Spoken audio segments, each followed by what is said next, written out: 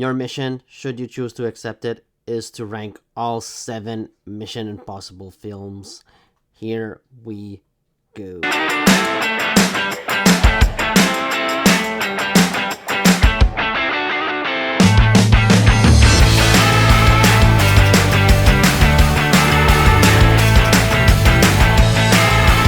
Number 7 to me is Mission Impossible 2. I think that Mission Impossible 2 is probably one of the weaker Tom Cruise movies. If I had to pick some weaker ones in his filmography, I think that the movie is just fine. It's not great, it's not terrible, but it just doesn't feel like a Mission Impossible film. It feels like a John Woo action movie, unfortunately.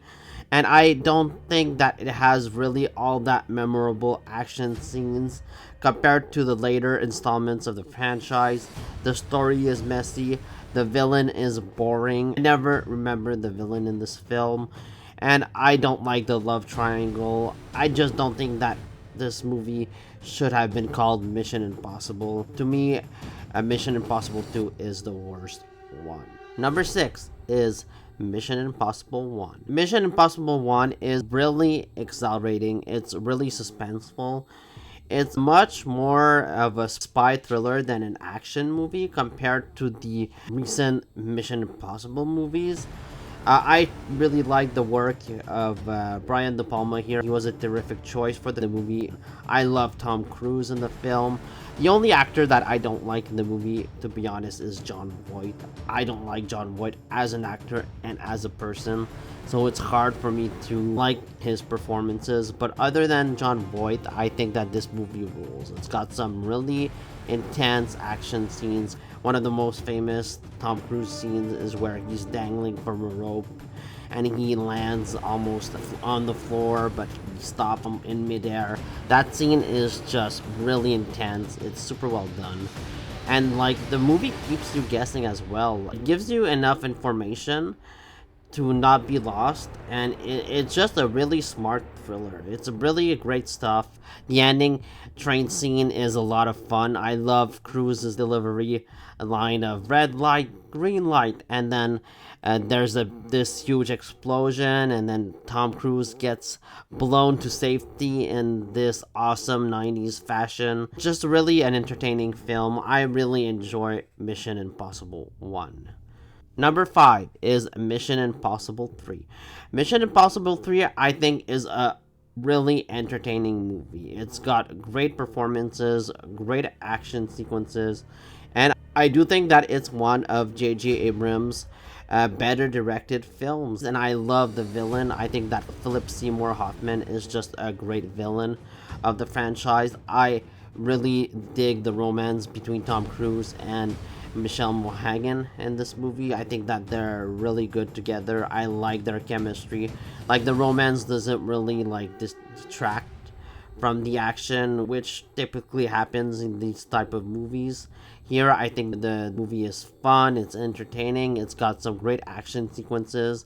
Like the bridge scene in this film is probably my favorite scene, and I love the last act of the film. Like you're just really on your toes and wondering what's gonna happen to Ethan Hunt's wife, if she's gonna survive. I love this film.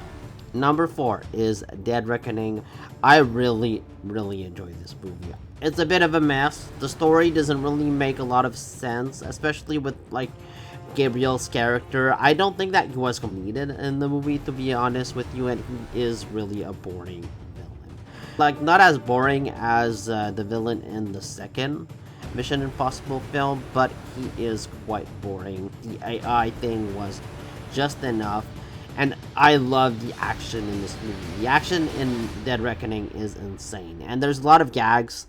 There's a lot of humor. Sometimes the tone shifts from super dramatic to super like funny in like just very few seconds. And sometimes it works, sometimes it doesn't. I love like the opening 20 minutes of this movie. I think that the opening 20 minutes is just a ton of fun. And I just think that the cast works in this film. Tom Cruise, of course. I love Haley Atwell. I love Rebecca Ferguson, Ving Rhames, and Simon Pegg. I love everyone involved. I think that Haley Atwell is just a really a good addition to the Mission Impossible franchise. And of course, like the entire last act of the film, where Ethan does his motorcycle jump on this cliff, he lands on the train, and then like the train blows up. It's just really intense. It's really well done. I love this entire last act. Also, Dietrich is just a douchebag. Number 3 for me is Rogue Nation. I loved Rogue Nation when I saw it. I thought that it had terrific action, just a great story, and wonderful performances. I loved the opening action scene with Ethan on the plane. He's trying to get back like nuclear warheads that were stolen. It's just a really fun opening scene. Rebecca Ferguson and Tom Cruise have really just awesome chemistry. I love Rebecca Ferguson in these movies, and she looks great in this movie. Like the dress that she wears in the opera sequence is just magnificent, and that opera sequence, man, is just really one of the best parts of this film. It's just super well directed. It's intense. It's got great music. It's just really well edited. It felt like a James Bond sequence almost. It was just really well done. And the underwater scene as well was just really terrific. It was so suspenseful. The finale of the film is also really exciting, and I like the villain in Mission Impossible 5. I think that Solomon Lane is an intriguing villain, and I like the reveal of the glass case at the end. It's a really just a cool way to end the movie. Number 2 is Ghost Protocol. Ghost Protocol to me is just a fantastic action film. It just never stops.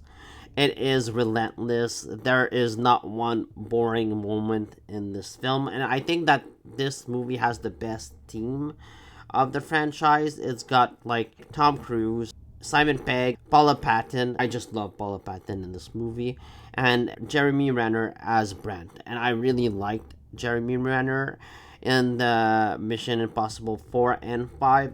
5, I think that he's good. He doesn't do much in 5. He does a lot more stunts in 4.